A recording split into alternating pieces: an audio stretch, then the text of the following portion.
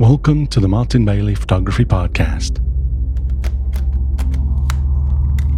It's August 8, 2017, and this is episode 584.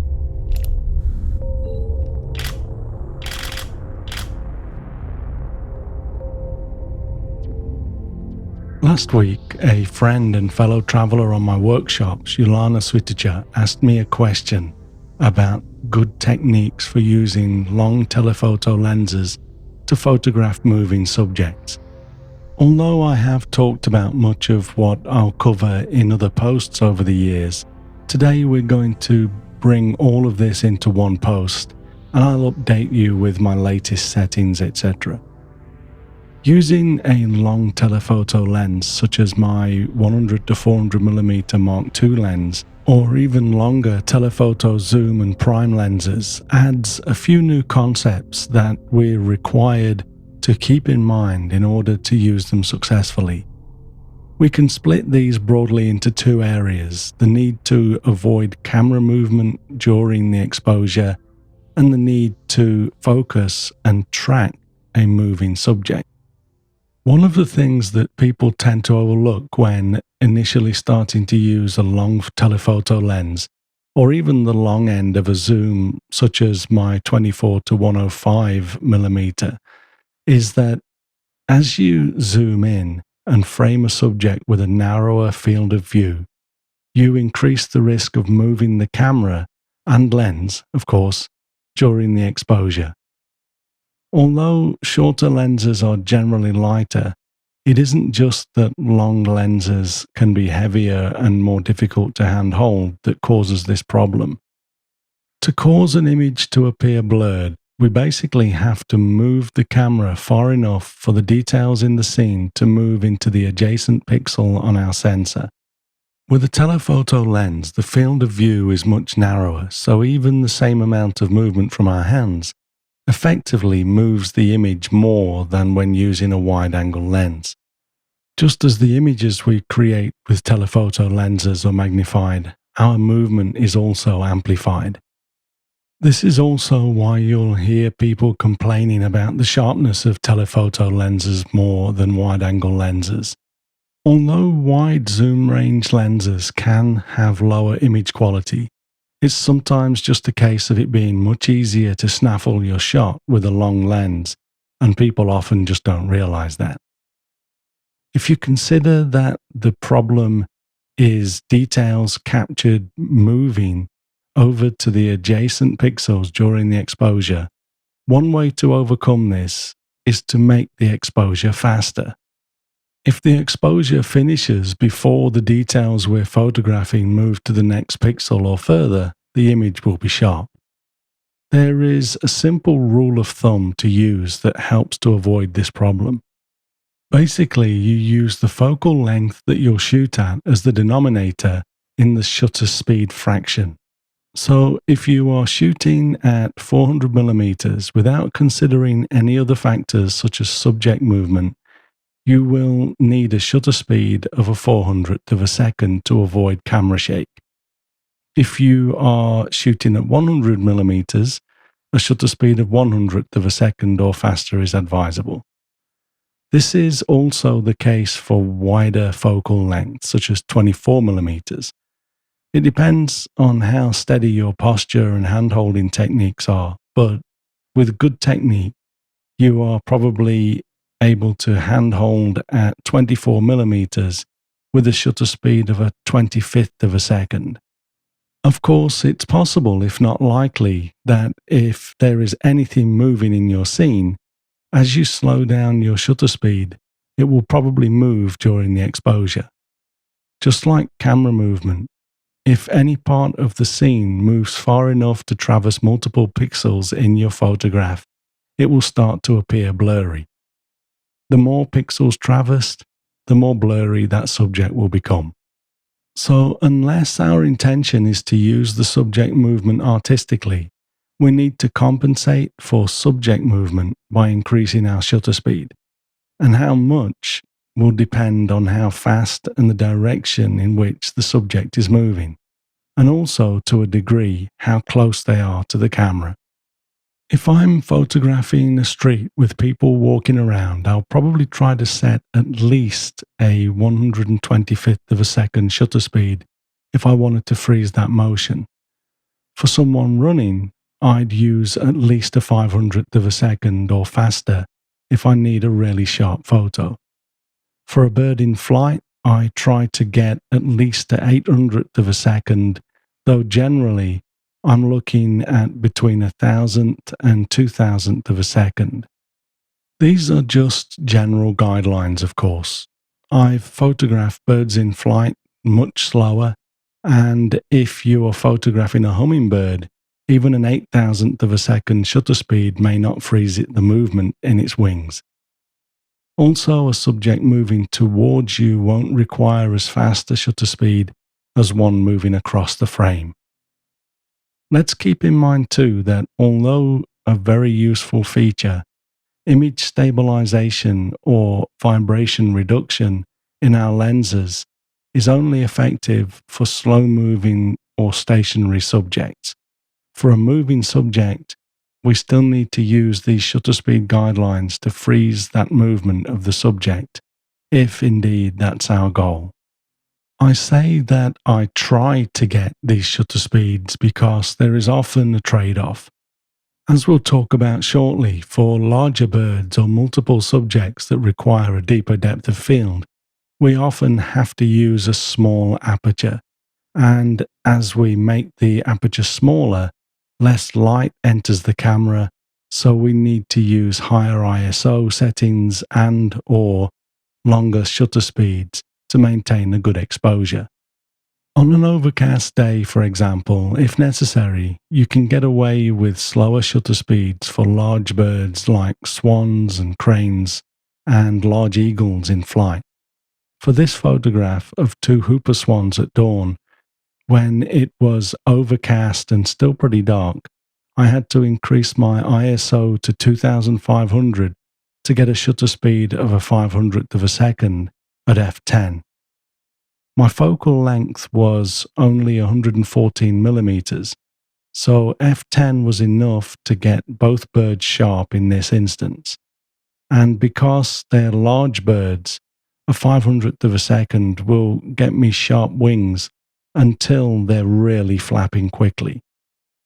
It will sometimes leave movement in the wingtips during a flap, but I'm fine with that.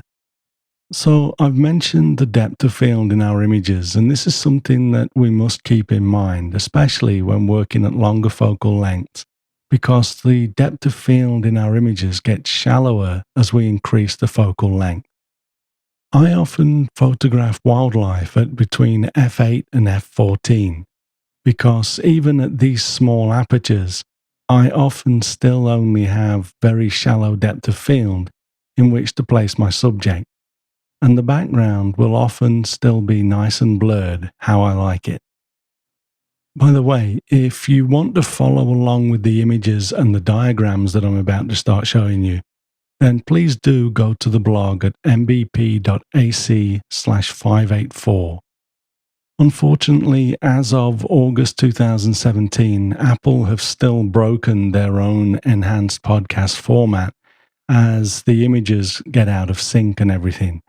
If you want to view the podcast and the images on an iOS device, I recommend searching for and downloading an app called Downcast. Downcast is a really rich podcast player, and the images show fine in there, which kind of proves that there's nothing wrong with the podcasts. It's Apple.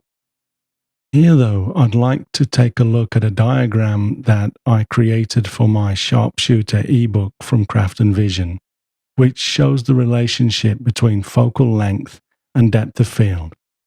At 24 millimeters, a very wide focal length, with your aperture set to f16, if you focus on something at 1.2 meters or 4 feet, the depth of field starts at 0.6 meters or 2 feet and stretches to infinity, so everything from 2 feet is in focus. At 50 millimeters, a slightly longer focal length, if you focus at 5 meters or 17 feet, Everything from 2.6 meters or 8.6 feet to infinity will be in focus. But when you use a longer focal length, such as 200 millimeters, you have to focus right out at 83 meters or 274 feet before you can achieve pan focus, where everything from 42 meters or 137 feet would be in focus.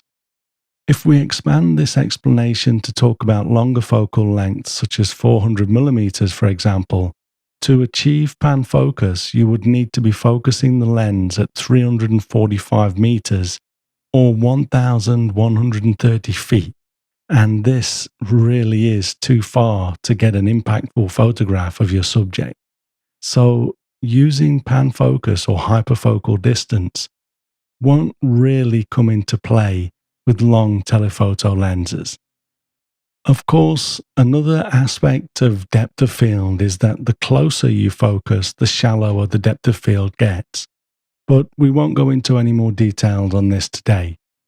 I have an old post called Depth of Field Explained, which you can find at mbp.ac/132.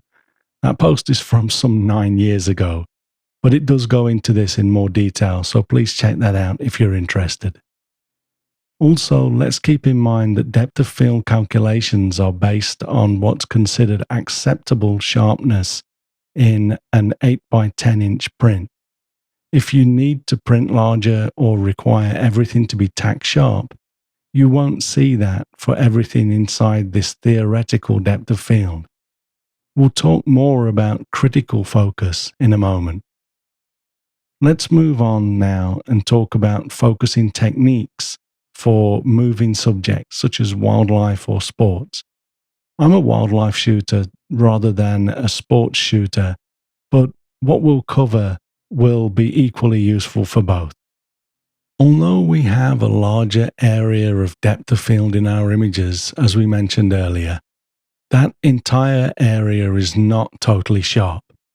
It's what's considered to be in acceptable focus. There is an area within the depth of field that is totally sharp, and that's called the area of critical focus. To nail critical focus, we need to focus on the subject of most interest, and when the subject is moving around, there are a number of techniques that we need to use to nail that critical focus, and we'll cover that now. First of all, it can take a while to even get used to finding the subject in the viewfinder when you first lift your camera to your eye. With a telephoto zoom lens, you can try zooming out initially, and then once you have your subject in the viewfinder, zoom in while keeping the subject framed. That takes time though, and if you're using a telephoto prime lens, it isn't even possible. So you need to develop the ability to raise the camera to your eye and quickly find and frame the subject as the action unfolds. This is one of those things that you really just need to keep doing. It comes with practice. I think subconsciously I am aligning the lens with my subject as I either raise the camera or I move my eye towards the viewfinder if using a camera support. So by the time I start to look through the viewfinder, the subject isn't hard to locate. I haven't used a telephoto prime for a number of years now, but I do recall a few times when I had to move my eye away from the viewfinder and relocate a bird in flight and then try again to find it when I used to shoot with a 600mm prime lens. But it did get easier with practice. Now I'm either using my 100 to 400mm or the 200 to 400mm with the built-in 1.4 times extender, and both give me the ability to zoom out a little if I need to locate my subject in the sky or scene. One of the most challenging aspects of using a long telephoto lens to photograph a moving subject is accurately tracking the subject to enable you to photograph it. To do this, we need to use a continuous focus mode, such as AI servo on a Canon camera or continuous servo on a Nikon camera. These modes will enable you to continue to focus on your subject while you keep your autofocus engaged. How well your camera does at actually sticking with your intended subject depends on your tracking settings for any given situation. A tip here, especially for Canon users, is to add the main focus settings to your My Menu screen, as you can see in this photo that I've embedded at the blog at this point. As you can see, I've added tracking sensitivity, acceleration deceleration tracking, and AF point auto switching to my menu. This gives me the ability to quickly tweak these settings if I need to. But to be totally honest, I haven't changed these settings since I reached what I believe to be the optimal settings for the subjects I shoot with my Canon EOS 5DSR camera. I should mention that my starting point in the AF settings screens was case 2, as this is the closest to what I wanted to achieve. The explanation text says, "Continue to track subjects, ignoring possible obstacles." If you press the info button on the back of the camera while on the AF settings screen, you can see the text. Even if the subjects briefly move from the AF point, they will remain in focus. Effective when obstacles briefly come between the camera and subject, or with erratically moving subjects that are harder to track. Set tracking sensitivity to -2 for even better tracking of subjects that may move from the selected AF point. As you can see from the photograph of my settings screen, I did indeed move tracking sensitivity to -2. The info button for accel decel tracking states that you should increase this for better tracking of subjects that erratically accelerate or stop. I found that for eagles swooping down to catch fish, or for snow monkeys that move quite erratically as they run down a snow-covered hillside, having this set to +1 works very well.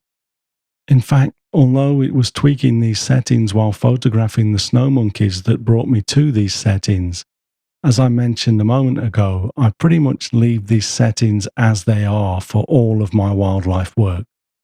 The AF point auto switching setting works best for me at 0. This setting only comes into effect when using all 61 AF points, which we'll look at shortly, but I found that anything over 0 for this setting makes the camera move to other obstacles or areas of strong contrast very easily. One example is when photographing the sea eagles in Hokkaido over the water, as in this next photograph. Water catches the light, especially on sunny days, and will often steal the focus from the eagle or any other subject on or over water very easily.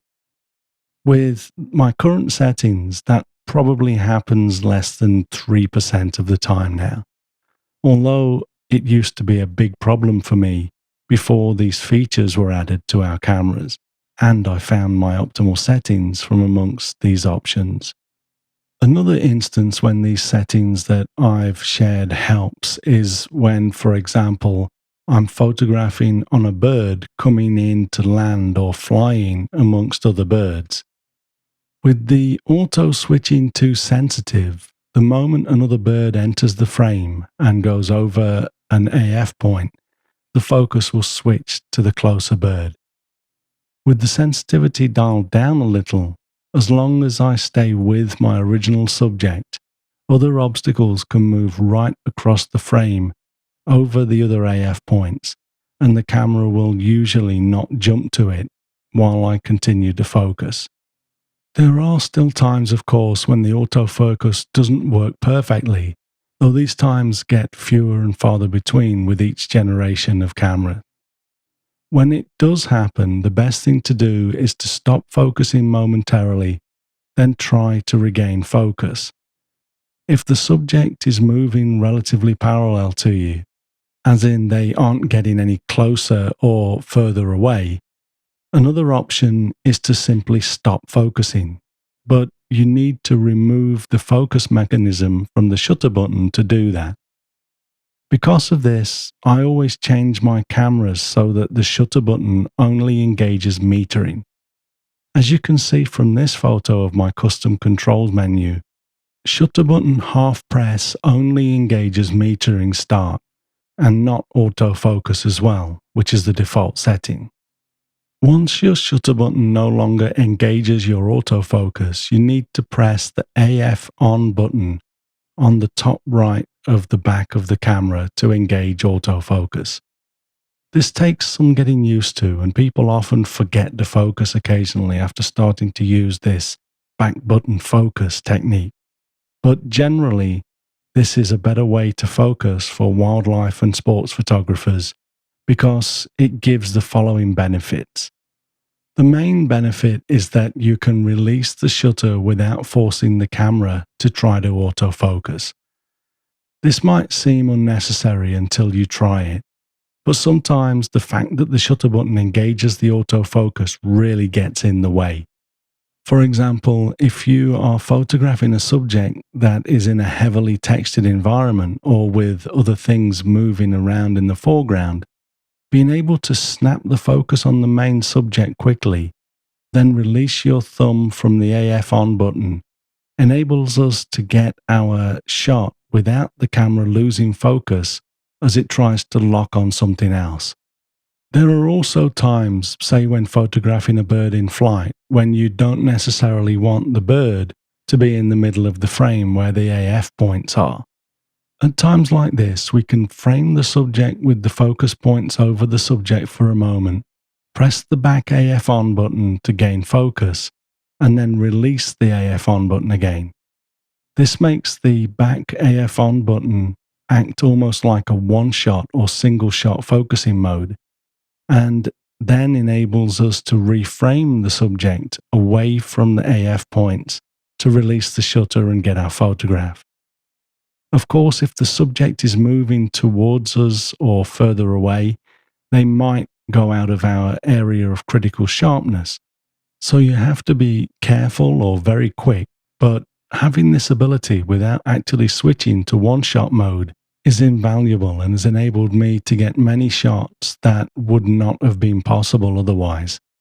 Even for landscape photography, I use this method of focusing, and it means that I can automatically switch to manual focus without actually flicking the AF button on my lens to MF, simply by not pressing the AF on button on the back of the camera.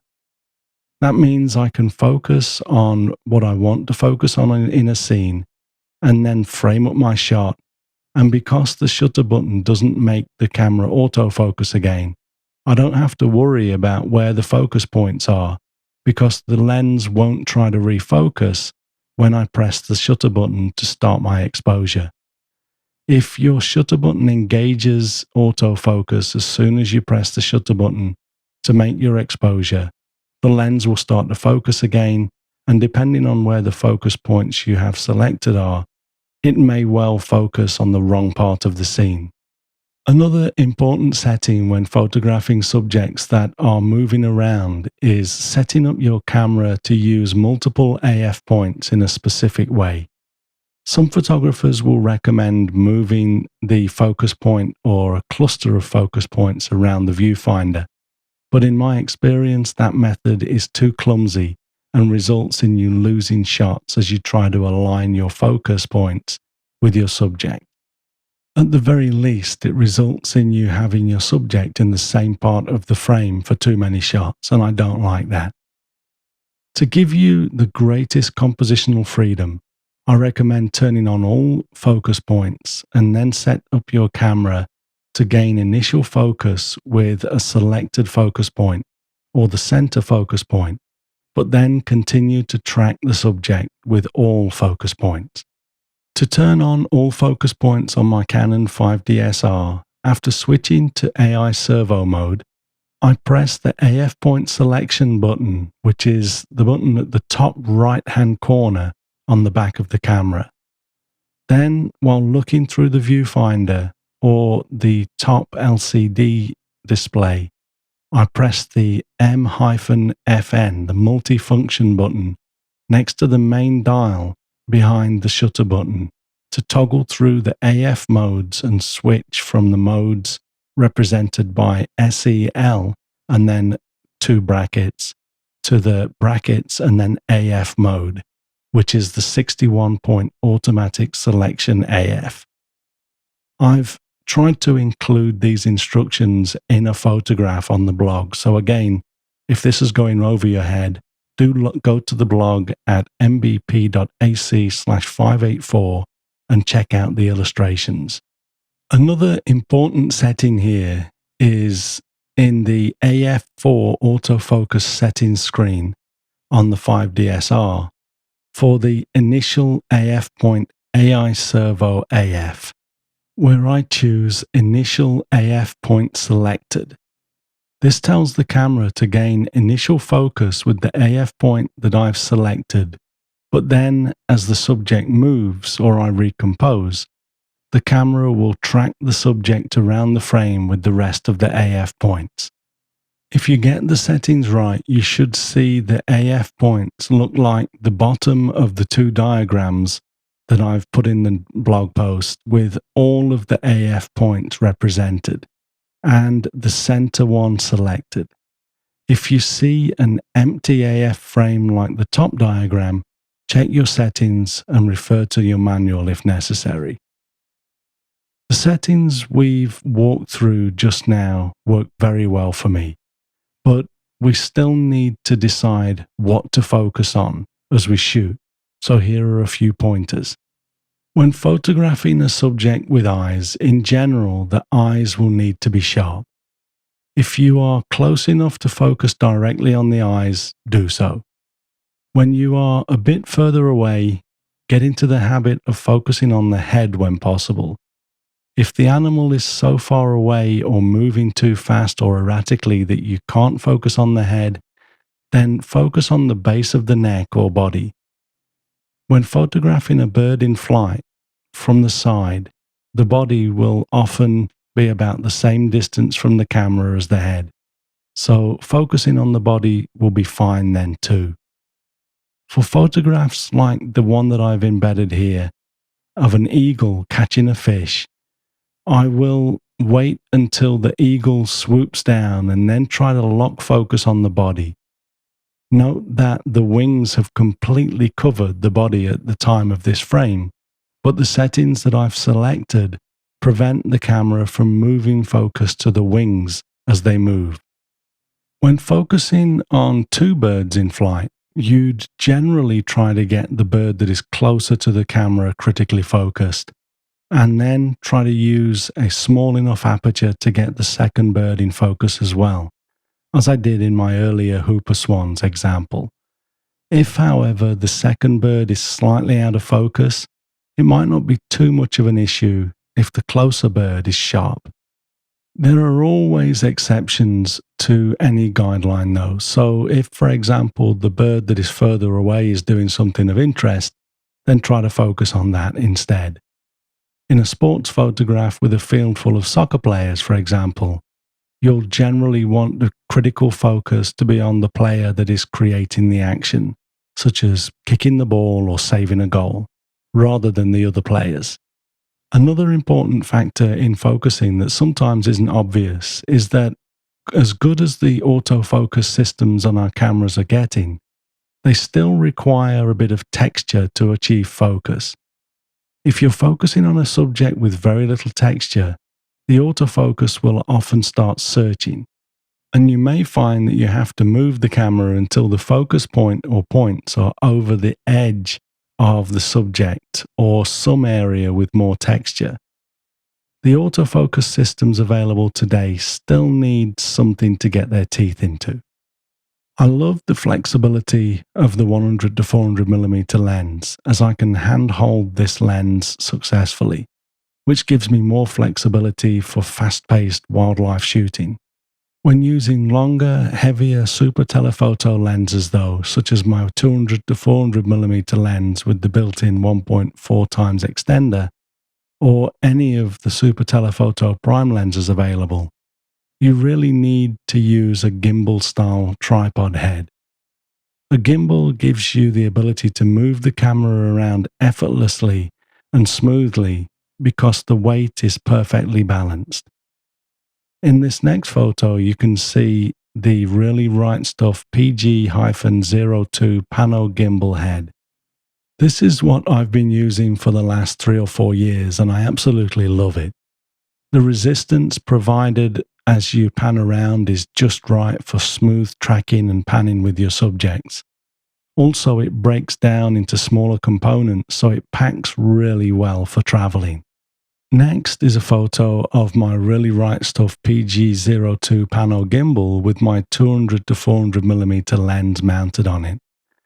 The important thing to note when using a gimbal like this is that you need to adjust the position of the components of the head so that the lens is perfectly balanced. When you tilt the lens down or up, then let go of it, it should stay where it is. If it flops up or down, it isn't balanced. Note that I usually set my camera up on a gimbal with the gimbal arm to the right side of the camera.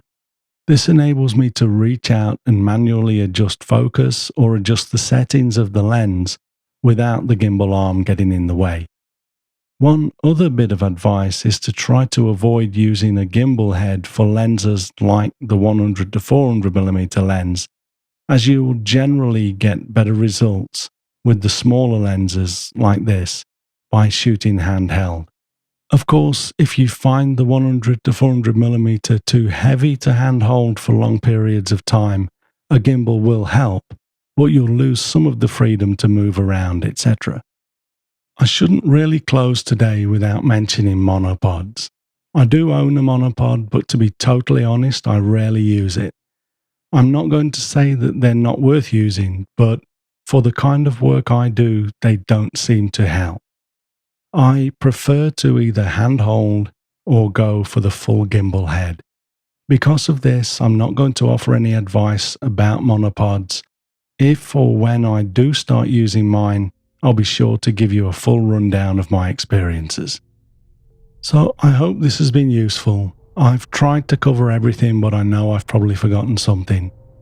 Also, if you aren't a Canon shooter, I do hope you are still able to gain something from this. Most systems have similar features, but the names are different, so you'll need to reference your manual to figure out how to translate this information to your own system. If there is something that you're still not sure about though, by all means ask questions in the comment section for this blog post at mbp.ac/584 and I'll try to help as best I can. Thanks very much for listening today. If you enjoyed this podcast, please share a link with your friends. Subscribe in iTunes or your favorite podcast program to ensure uninterrupted delivery. If you have a moment to rate the podcast or leave us a review in iTunes, that helps to keep us relevant in the huge number of podcasts out there now. You can find me on Google+, Twitter, Instagram and Facebook, etc. And links to everything that I'm up to are at martinbaileyphotography.com, so do drop by and take a look. I'll be back next week with another episode, but in the meantime, you take care and have a great week, whatever you're doing. Bye bye.